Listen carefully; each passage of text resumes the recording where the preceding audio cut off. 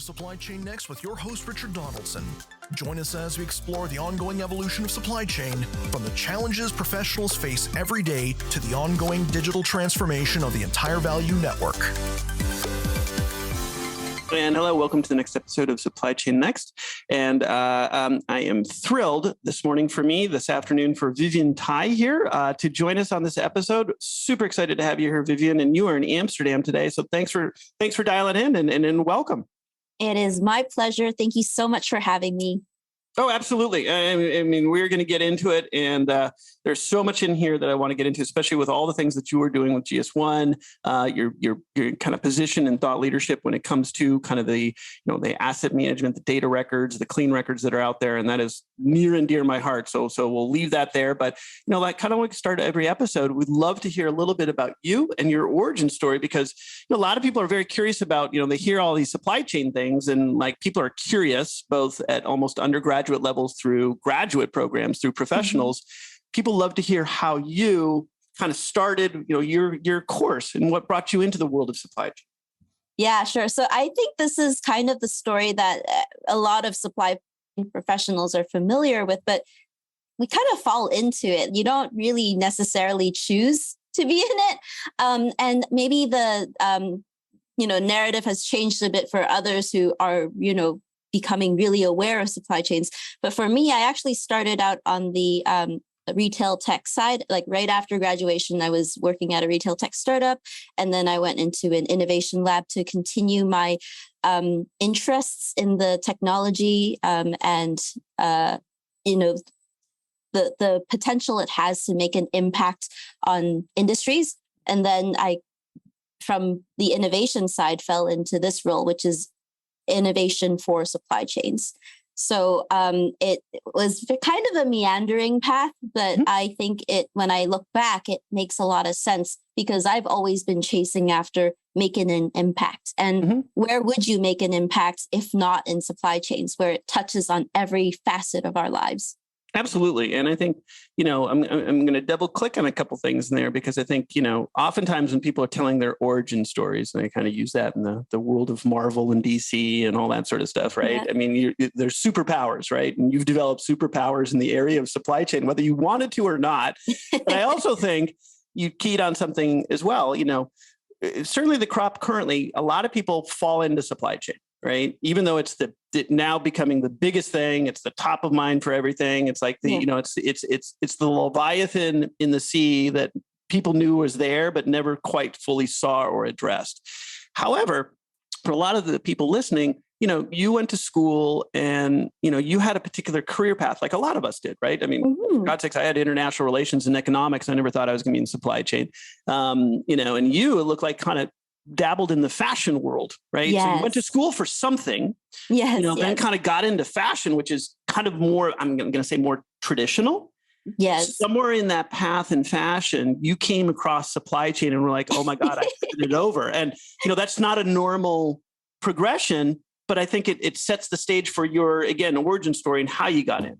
Yeah. Okay. So you want to dive deeper into that? Yeah. Sure. Yeah. Because I think that's a part of you. I think that makes it for a lot of people who are like, oh my God, I can't get into supply chain. Well, the lesson out of this is you don't have to have started in supply chain. You can start anywhere. Exactly. Yeah. So I did go to school for fashion, but the business side of things. I was more focused into the marketing, the advertising, communications, all of that fun stuff. But in school, the reason why I went into a fashion school, so I went to FIT, and I went there because when I was picking like a career path, because that's what you do when you look at schools, right? I was super practical about it. I was like, okay, I've always been really fascinated by the idea of continual generation of demand, and what industry does it better than the fashion industry. Somehow they're able to get people to continue to buy on a shorter and shorter time cycle, and on like a really accelerated pace. And so I was really fascinated by that side of the psychology of it. So for me, I wanted to tap into okay, so what motivates this industry, this multi-trillion-dollar industry? And how do I get to become a part of that? Of course, like, the glamour of fashion was a part of it, but I was really fascinated by the way that commerce worked in such a fast moving industry. And as I went on to, do internships to get professional experiences throughout my schooling, I realized that more and more, I really just wanted to solve problems. My fascination with like the consumer side of things, like the marketing, the psychology, like all of that is there, but I wanted to solve bigger problems. So whenever I went to the next job, like I was always chasing like, okay, what can I do to impact not only the very niche, few companies that I'd be working with, what can I do to make a bigger impact, not only on the industry, but potentially on peripheral industries or beyond that. And I had that big, desire to do something, but I didn't know where to take that ambition. So I knew that innovation was really the space where I would be allowed to make that kind of impact across, wherever I go. It would be something that would enable me to tackle big problems. Yeah, no, I absolutely. And I think that actually then kind of sets the stage for kind of how you ended up where you are now, because, again, you went in with the idea of really kind of driving business and innovation and, have that entrepreneurial mindset going into a vertical fashion, right? But, and then somewhere, because, you did some really cool things along the way, but then you tacked into, and this is where I think it gets fascinating, into this organization called GS1, right? Yes. Now, first and foremost, I think you need to also explain, because a lot of people have never heard of GS1, right? Sure. And it's an amazing thing when people hear that story. But then the second part of my question is also going to be, out of all the things in the world to move from fashion to GS1 of all things is not obvious, right? And I'm wickedly curious to find out how you made that transition. Yeah, so actually it was, for me, less the transition from fashion into GS1 and more from one side of innovation. Like I was doing innovation work for like apparel companies, but then I chased the innovation like inkling. So within that, can I ask within that, because somewhere in there you must have, if you've migrated to GS1 now, I know what it is. I'm going to ask you again to kind of explain to the audience what GS1 is, but I'm going to triple click now on what you just said, because somewhere in your pathway, in your journey in fashion, you migrated into the world of data. You migrated into the world of the lack of standardization globally for asset records, right? Yes. So, and that, which leads obviously to GS1. I'm kind of leading the witness here, but in this line of questioning, like walk through that, because that I think is really interesting, right? Like you kind of just naturally gravitated towards probably the biggest problem supply chain has. Yep. So looking back on that, reflecting on that, you instinctively, navigated, right? Like a salmon swimming upstream, and you knew where to go, even though there wasn't necessarily a path laid out for you. Yeah. Looking back on that, how did that happen? Okay. So I'm going to answer the first part of your question, which is, what is GS1? Sure. So specifically, I work in GS1 US, and we are a global neutral, not-for-profit organization, and we're one of the largest identification and standards organizations in the world. And I'd like to call us kind of the best kept secret of supply chains, as we enable so much of it. And we're really best known as the administrator of the UPC barcode, but it's so much more than that. Every time you think about like a data carrier, such as like a QR code or an RFID tag or something along those lines, there's actually the potential for GS1 standards to be hyper relevant and really an amplifier for those technologies. So, and how old is GS1 out of curiosity? Because it's not like super old either. Yeah, I mean, it's like a 50 plus. 50 it's 50 years. Oh, I didn't know that. Okay, I thought it was more like 10 or 20, but okay, 50 years. So it's been around for a while. Yeah, we've been around for a while. Okay, that's why I say we're the best kept secret. yeah, absolutely. Right, and within that, okay, so and now kind of then exposed. So GS1 is really kind of, like you said, kind of the global standards body for unique, I'll call it, things or asset identification, right? Sure. And therefore is creating a way that universally, again, whether I look at a barcode in, Indiana or in Kazakhstan, it's going to yield the same information. GS1 is the central database, right? That's kind of not only building that, but then creating all the data fields and records, associated with those codes. Right. Yeah. Yeah.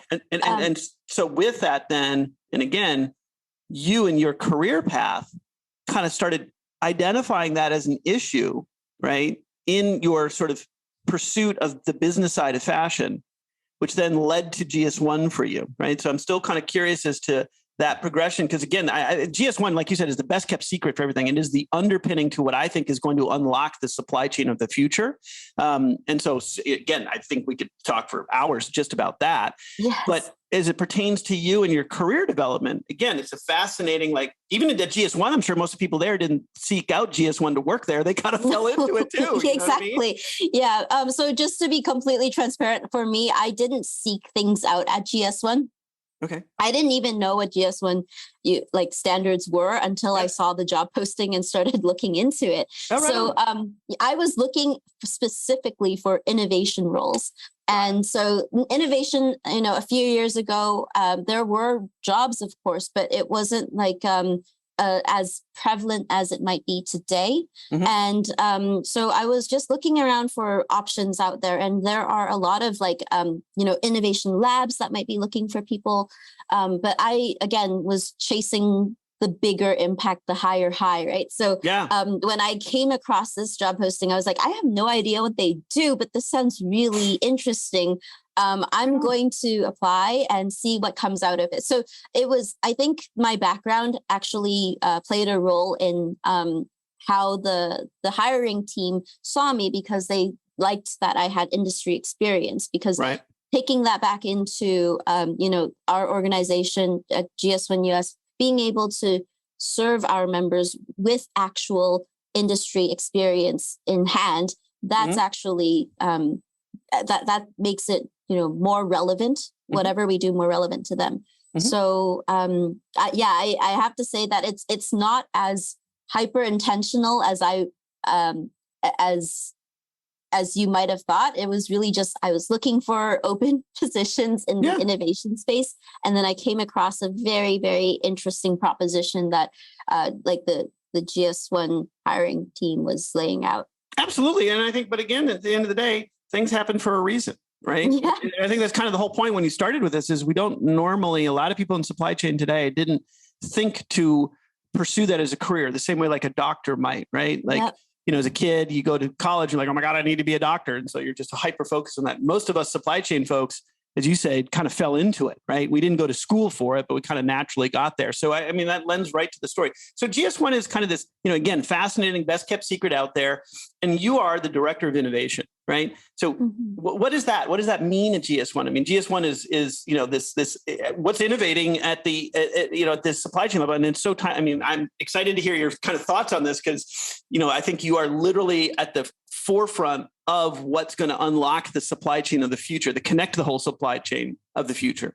Yeah. So basically, I work on the innovation and partnerships team. And what we're really charged with is looking around the corner for our industry members for the emerging technologies that will have mass market adoption potential in the 0 to 10-year range. It's a very, very massive horizon. But as you know, with things that just happen globally, anything that might be in horizon 3 or 10 years out could slide to become something that's super relevant in the next year or two. So these time horizons are really quite flexible. And in looking at emerging technologies, we really try to have it be relevant to the main industries that we serve. We like to say that we serve over 25 plus different industries, but I would say that there are 4 kind of pillar industries that we serve. So that's apparel and general merchandise, my home. Yeah, right. Or where it used to be my home.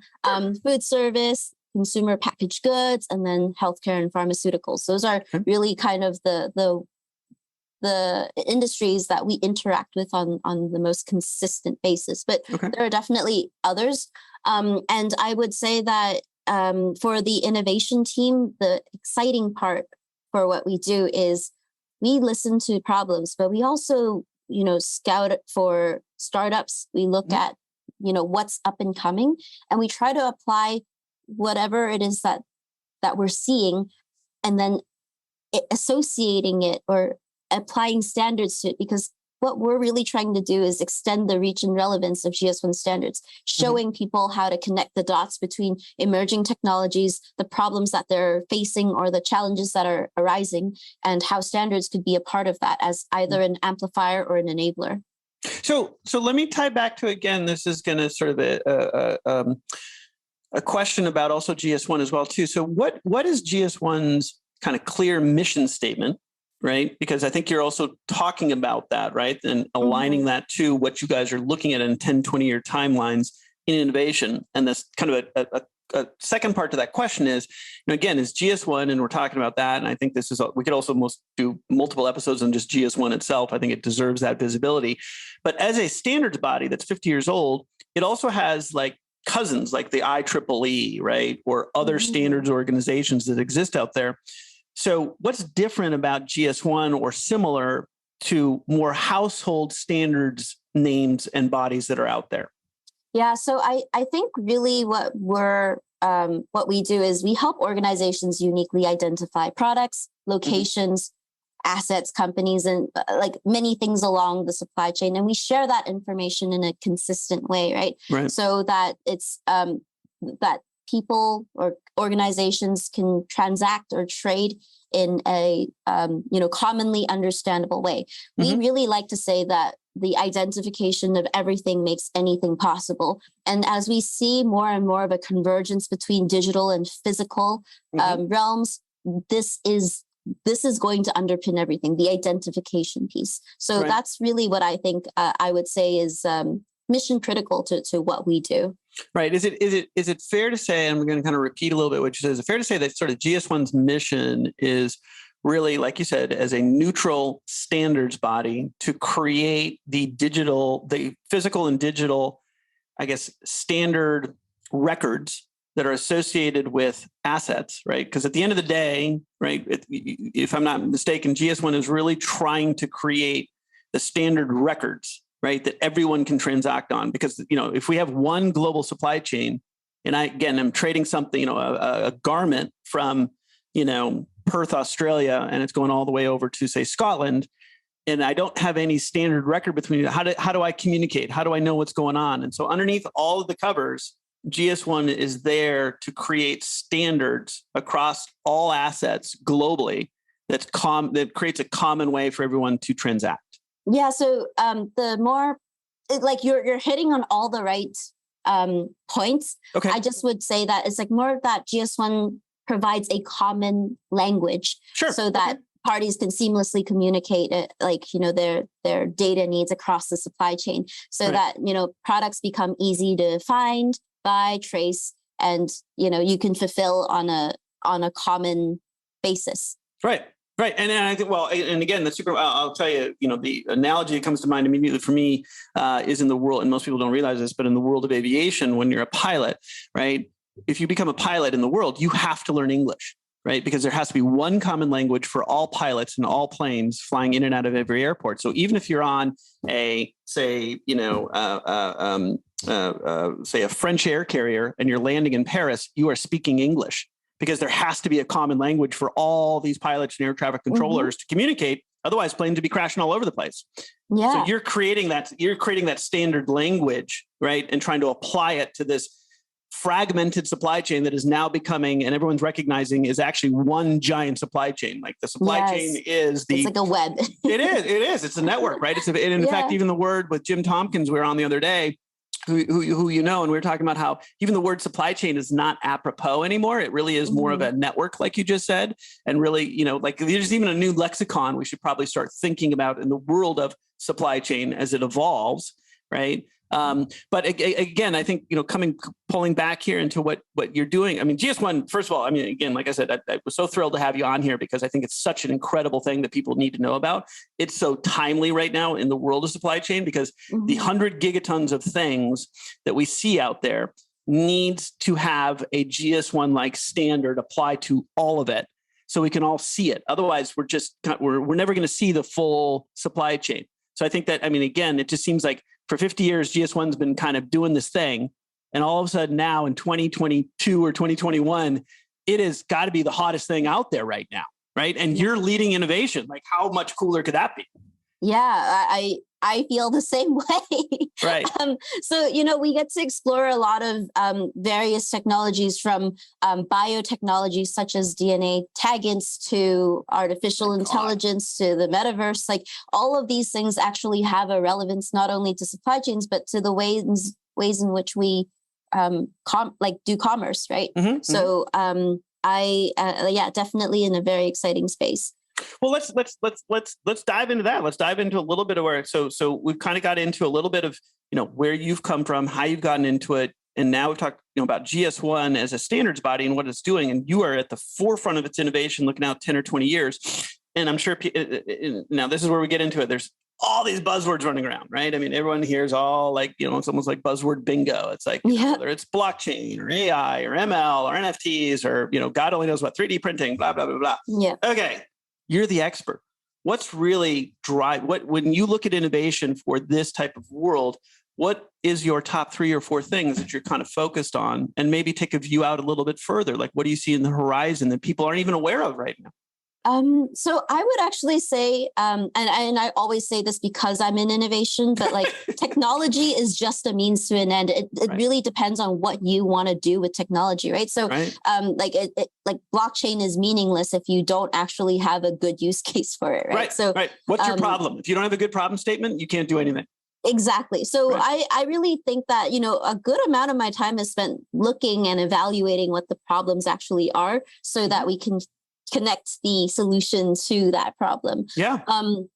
So in terms of the question that you're asking about, I would say that the trend that we should be looking towards is improving our traceability. So that starts with, of course, unique identification. And how do you enable that unique identification? Well, you could go about it in a myriad ways, right? Like, there are lots more people buying into like RFID or investing into RFID nowadays, but RFID is like old news. There's like what I was mentioning earlier with the DNA taggants and biotechnology, that could be a new way to kind of bridge the gaps between some of your upstream or even downstream traceability. Mm-hmm. Being able to look at emerging data carriers, which is actually one of my focus areas, or I would say that that's been really exciting, because to what you were mentioning earlier with 3D printing, like, what if you could embed something within that printed good such that when you can, in an invisible way, be able to know exactly what that product is. So that's really where I think our standards can come into play, with all of these new trends that we're seeing, whether that's like mass customization or like even with, higher degrees of automation. All needs to start with having unique identification, because what I'd like to say is having unique identification is to have unique value. Once you're able to do that, you can start to have unique stories for the different products along the supply chain, so that you know that this table versus that table, even if they're created at the same time, they have totally different, carbon impacts. They have totally different, a journey of their own. Right. No, so again, totally near and dear my heart. And again, full disclosure here, your the entire operating thesis that you're going through is one that I myself shared, right? And one of the reasons why I kind of jumped into supply chain was to go tackle this big, hairy, audacious problem that we see in front of us, which is a highly fragmented and disconnected supply chain, right? And I learned that lesson myself when I was at eBay. And, when I started there and thrown into supply chain and asked the question, hey, where are all of our routers? And it took me a number of months to get all that information. And I was immediately like, oh my God, like, how is it we don't know where everything is? And there's not a unique ID for this stuff? Because it all starts, like you said, with that unique ID. If I don't have a way to uniquely identify things moving through the supply chain, I'll never be able to see the whole supply chain, right? So it's and you're trying to superimpose kind of a digital monitoring and tracking system onto an existing functional supply chain, right? And that's also one of the major parts. It's not like we're starting from scratch. It's not like when we started the internet, it was a literal whiteboard, right? And we could create standards as we went. One of the biggest problems we have now is going in and doing open I would say open heart surgery, but it's even worse. It's like we're doing open spinal surgery on the central nervous system, right? Yes. And you do not want to cut a nerve while you're doing it. And I think that's one of the big trepidations, and even maybe a reason why supply chain has been untouched for years, even though everyone kind of knew, we got to do this. Yeah. But now through the pandemic and the exposure of the lack of that standards and access and transparency has forced this into a priority. Right. And that actually is just sort of interesting because it dovetails to right when you started at GS1, then the pandemic hits, then supply chain becomes like the number one thing. Yes. Right. So I was going to ask you a little bit about that because your timing is eerie, on point, right? You literally landed at GS1 right when supply chain, as caused by the pandemic exposure, was becoming the big number one thing everyone's focused on. Yeah, I had nothing to do with that timing. I didn't. Okay. No conspiracy here. Right. No. Hey, if you're driving everything in the, we found the person who's driving everything in the background. Yeah. So I would actually say that like the pandemic is actually kind of a symptom to a larger problem, or exposed the symptom to a larger problem in supply chains, which is that it's been hyper optimized, very linear, and very focused on efficiency, and almost like to a rigid degree. Yeah. So I would say that it was only a matter of time before supply chains became a hot topic, because the way we were going was simply not sustainable. Right. So, I think that there will be more and more investments towards supply chain resilience and flexibility as we see more disruptions, geopolitical strife, climate catastrophes, like all of those things that are coming to play right now. Yeah. These are going to affect us, our lives in a very real way. And our supply chains are kind of, they are what we build our past, present, and future upon.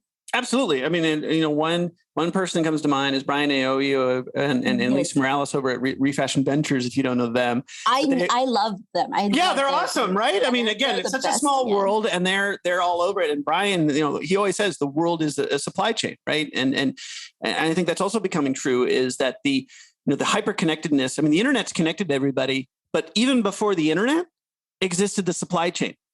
And it was this global network that was developing, even though we didn't think of it as a network, that kind of formed up over the last, number of decades, because people have been trading since the dawn of man, right? And yes. There's always been a supply chain. We've just never thought of it that way. And now it is, we can't avoid it any longer. The $100 trillion global economy is being fueled by the 100 gigatons of stuff that we yank, put into the supply chain every year, right? And those numbers come respectively from, the World Economic Forum, the Circle Economy Group, and whatever. And again, to nail the point home, GS1 is literally at the vanguard of connecting all those supply chains, right? And I mean, what an exciting time to be where you're at, doing what you're doing. So now let's look forward a little bit, though, right? So you talked about, I mean, it's a massively massive problem to connect all that stuff, to create unique IDs across all of the 100 gigatons of stuff moving around. And that's also, by the way, that's agriculture, biomass stuff, and physical materials like steel and everything else, right? You're kind of still a little bit, if I'm not mistaken, upstream a little bit in more of the semi-manufactured things. Do you envision moving downstream a little bit towards the point of origination and the raw goods themselves as they move into the supply chain? Yeah, so actually that is like right up our alley. That's something that we're really hoping to get more headway into, because you're right. Typically, we've been mostly thought of at like in the finished goods space, right? Yep. Yeah, we will have in some industries better adoption in the ingredient side of things, but we really want to get closer to the point of origin as much as possible, because we talk a lot about how our standards actually would be great for that end-to-end traceability. Absolutely. Now it's really just up to the industries to start adopting it. So part of the pilots that I do tries to show that value in the both upstream and downstream. So one of the pilots that I'm working on actively is actually around material traceability for plastics as it goes past point of sale and past point of consumption. Right. Where does that plastic end up and how does it get recovered? How can a large producer or a brand manufacturer, how would they be able to bring that used plastic back into their supply chains? So, the idea of circularity comes to play. And that's actually something that we're trying to show more and more of the GS1 standards value in. Because people don't normally think about it. Yeah. Oh my goodness. Well, I was sort of biting my tongue there because I was ready to jump up and down when you naturally and presciently moved into the world of circularity, because I was right about to connect those dots. Yeah. And just like you're saying, even in that great example, circularity has now become also concurrently a priority. And in a way, circularity is fundamental to the rethinking of what we once conceived of a linear supply chain is now moving into a circular network, right? Mm-hmm. And what you just described is exactly the reasons why to get into it. Because again, if we simply moved into circular, right, we solve so many of our sustainability problems if we start to reuse, extend the life of, recycle, whatever you want to call it. And oh, by the way, we have more than enough stuff that we've wasted that's sitting around in long-term waste facilities that could be reused, right? Precluding us from ever using a new material. So where I'm headed with this is, your standards allow people to find that traceability on the back end or the circular side of it, right? We've also talked about the connective tissue towards the actual raw materials themselves or the virgin materials. Mm-hmm. But then it leads me to, once that's identified, we can see that, how do we then begin to demonstrate or catalyze or move in the direction of more circular use, less virgin material use, right? Mm-hmm. I mean, that's got to be kind of an extension of where you're trying to head, or at least the goal you're trying to get to. Totally. So, when I say that, it starts with unique identification, but what you do after that is kind of the more important thing, which is once you start associating unique attributes to products that you've identified, that's when you start fleshing out the story of it, right? Like its life cycle, its embodied carbon impact, like where it's been and where it can go, how many times it's been recycled or remanufactured or reused, like all of those statistics about data about the product, that suddenly becomes a viable option because you have that product's passport. And actually that brings me to something that I'm really excited about, material passports and digital product passports. That's becoming more relevant in the EU as like a legislative thing. It's still kind of, in the works, but that's something that manufacturers, brands, like they're going to have to prepare for that. Okay. Can we unpack that a little bit? Because I think, again, you know it because you live and breathe it. So it's like almost like, ox, you don't even think about it. But can you unpack that a little bit? Because that's a really, it's a fascinating thing. And what you're talking about is actually the I don't want to say conclusion, but kind of where, what are we going to do once we uniquely identify? Well, now all of a sudden, assets are going to have passport requirements and restrictions just like people do.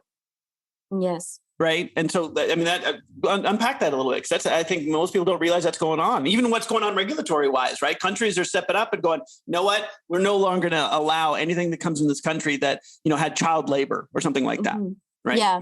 Yeah. So actually there's a lot going on right now behind the scenes to make it so that digital product passports can be a viable option for companies. But essentially, you're starting to see momentum for it within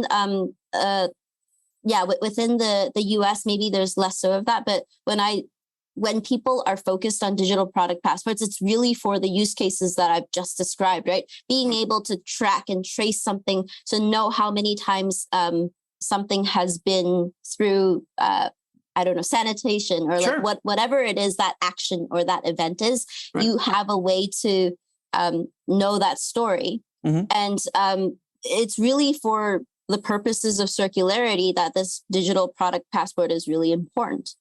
Yep. So let me, I'm going to go back to sort of more of a rudimentary question, because I think it also is going to help kind of connect some dots here. So, GS1 is a 501(c), so it's a global nonprofit, just like the IEEE, right? It's a standards body, right? It's not about making profit, although it creates revenue, right? But and you talk about users and you talk about your members or however you view that. How does a company actually work with GS1?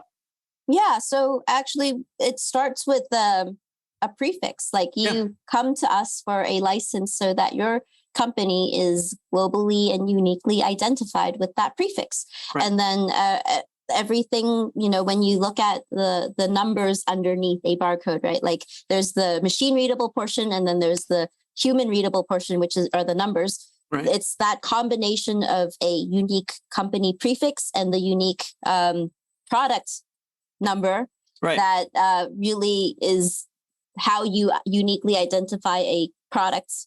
We call the whole number for a product GTIN, so a global trade item number. But there are a lot of other IDs that we have to identify things and locations along the supply chain. Yeah. So that's and I guess I'm kind of doing a little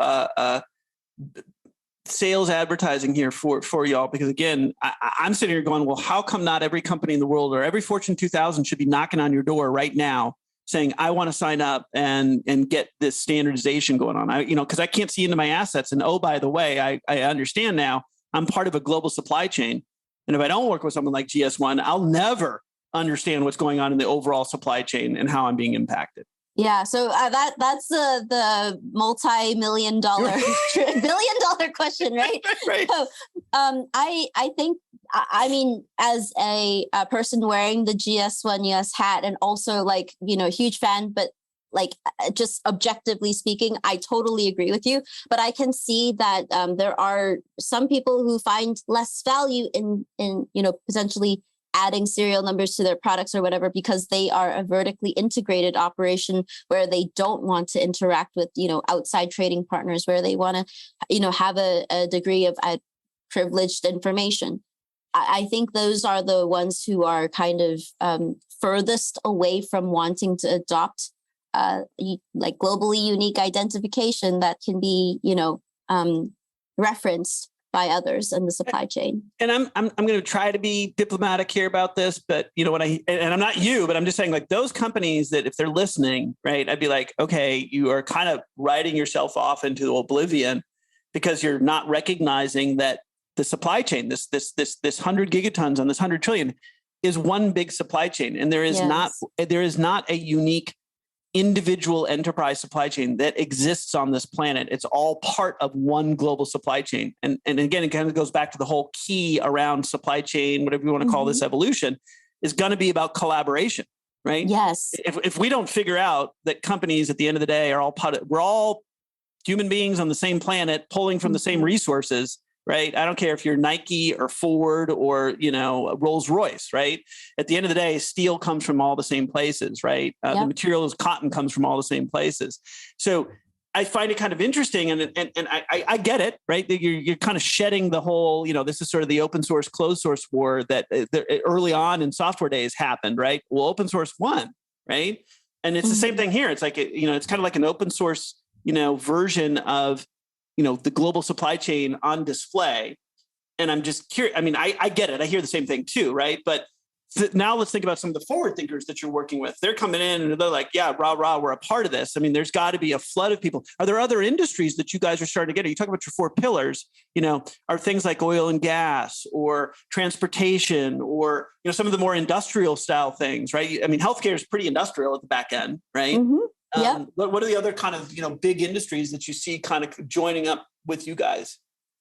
So actually, I would say that because GS1 operates on a federated model, right? So maybe GS1 in the Netherlands or GS1 France, they might have other types of industries that they work really well with. So some would work really well with construction, some would work really well with transportation and logistics.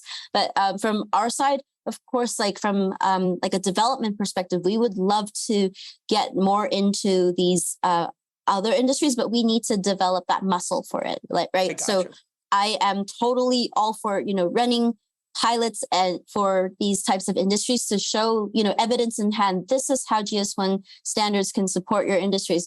But in order to scale it up, we need, the right experts to come to the table to contribute to the development of the standards, to contribute to the work groups. And it's to stand up a new industry entirely is requires a lot of people coming to the table. Right. So it is a lot of like the reason why I would say like the developments for other industries might be a little slower is simply to get the idea in those industry participants' heads that, hey, like we GS1 US Standards are a viable option to helping you with your supply chain needs. Absolutely. Well, let me tie it to another kind of big buzzword that's out there right now: digital twins. Right. Yes. So anybody who's in supply chain is talking about digital twins, which is kind of the natural evolution, or I don't want to say conclusion, but that's the goal, right? Is you want to create a digital twin of your supply chain, both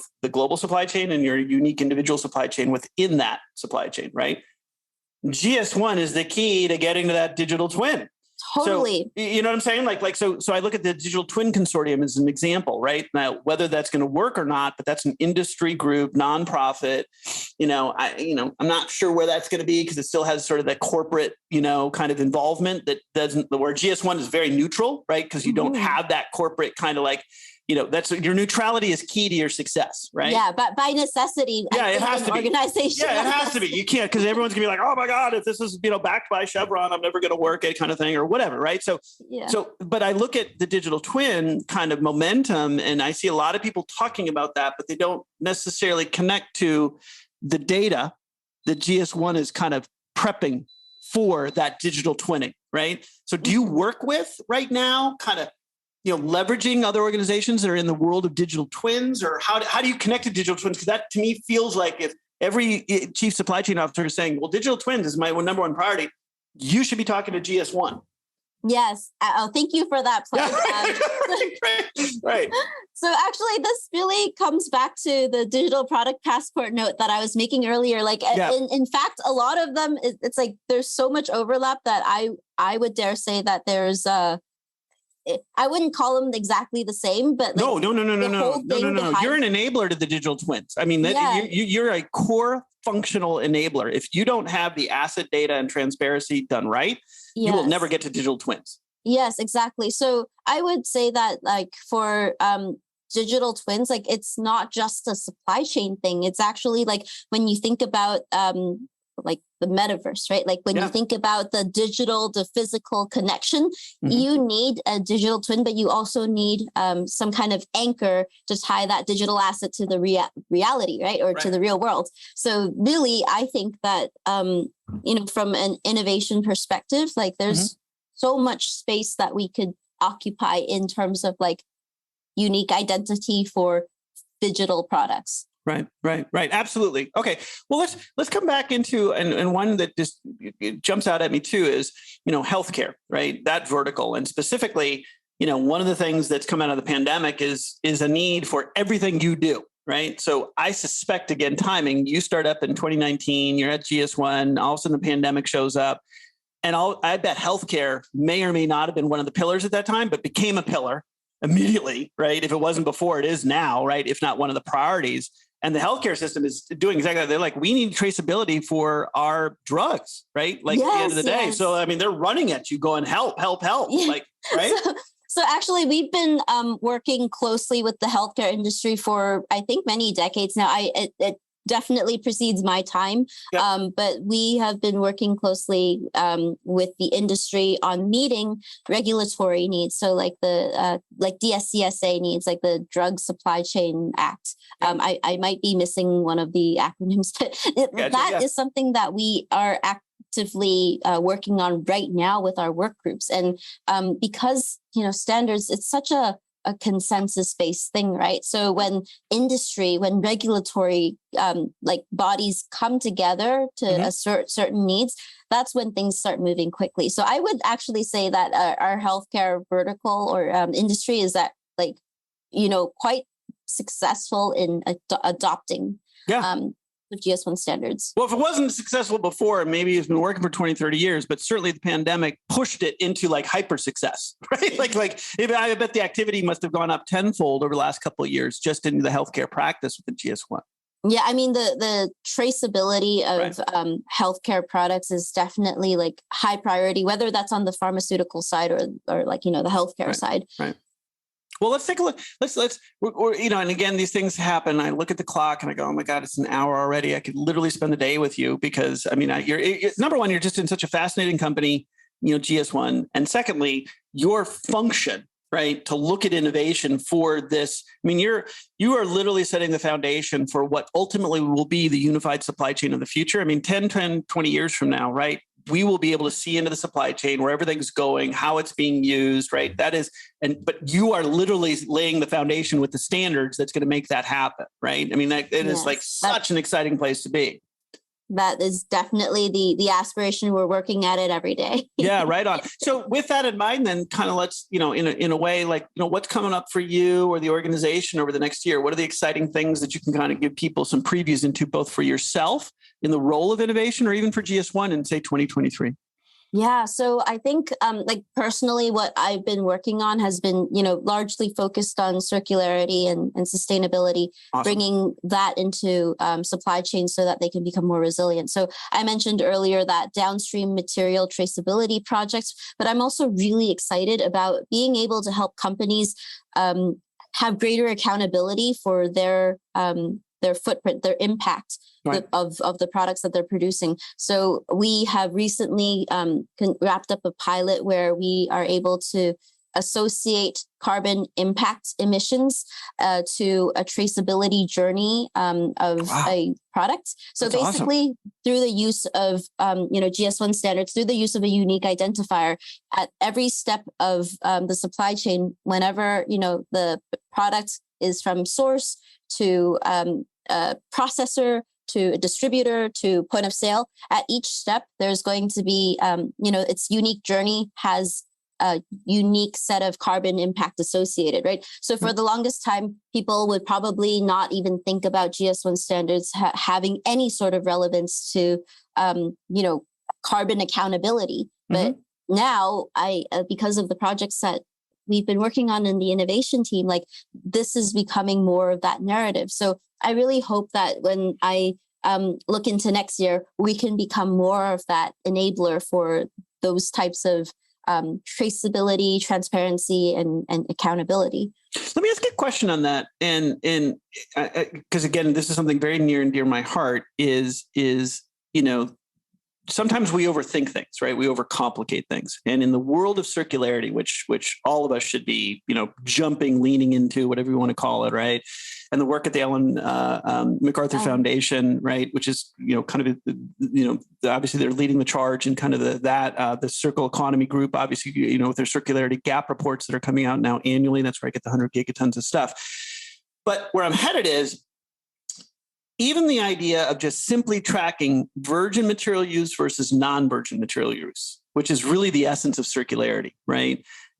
Does that kind of become an easier solution to achieve carbon neutrality or sustainability, right? Versus chasing carbon as, the end all be all, right? I mean, I think there's an interim step that's even simpler, which is just simply, if I could demonstrate how much an enterprise or the asset is made of virgin material versus non-virgin material, or kind of like a circularity ratio, if you will, that alone, that scoring system alone will drive us towards circularity. Yes. And lead towards carbon neutrality down the road versus trying to leapfrog to the carbon neutrality kind of thing. Yes. And definitely like what I'm about to describe is like a utopian state. Yeah, but when right. you think about like your scope 1 through 3 emissions, right? If you only had a way to track your products, your assets, your materials, and everything throughout the supply chain and be able to associate that impact information to these steps along the supply chain, then you would be able to actively measure or reduce or maybe offset totally. Where applicable. So yep. that's like, my dream for the future. Hoping that we can eventually get there, but it's definitely a lot of collaboration required. Well, I think with you, again, and we'll kind of wind down here, but with you in the position that you're in, given the passion, given the description that you're, have of both GS1 and what you're doing, I mean, you're on the path there, right? It's exciting to see you. I mean, it's great to have you here. It's great that you're leading that charge. And so, and again, I'm kind of open up too, like you're open to networking on LinkedIn, obviously, right? Yes, absolutely. People can find you, I'm assuming you also go around and interviews and speak, but, people, any other ways that people can find out about you and what you're doing and what you're working on? Yeah. We welcome everybody to find us on LinkedIn, of course. Our, GS1US.org is the place to go first and foremost. But, you can also find us on Facebook and YouTube. And of course, we have this amazing podcast as well. So, right on. It's called Next Level Supply Chain. And it's become this really fascinating series of conversations from like small businesses to, big players as well. So that's awesome. That's awesome. Oh, that's great. No, I knew Next Level Supply Chain, but I didn't know some of the other stuff. But you guys are right at the forefront. So it's awesome. Well, again, Vivian, it has been a sincere pleasure. I hope we get a chance to do this again. Really excited, with not just meeting you, but also, showcasing not only your career, but what you're doing. I think it's so important to the world of supply chain. Like you are really at the vanguard of what is going to change our supply chain to a digital supply chain and make it transparent. And so I hope more people learn about what you are doing specifically and what GS1's doing. Thank you so much for the opportunity. It's been a real pleasure talking to you, Richard.